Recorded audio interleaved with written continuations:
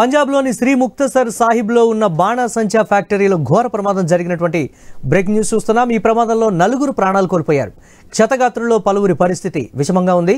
శిథిలాల కింద చిక్కుకున్న 33 మందిని రక్షించాయి సహాయక బృందాలు। ప్రమాద సమయంలో ఫ్యాక్టరీలో 40 మంది పనిచేస్తున్నట్లు చెప్తున్నారు। అర్ధరాత్రి పనిచేస్తున్న సమయంలో ఒక్కసారిగా పేలుడు సంభవించినట్లు అందులోని కార్మికులు తెలిపారు।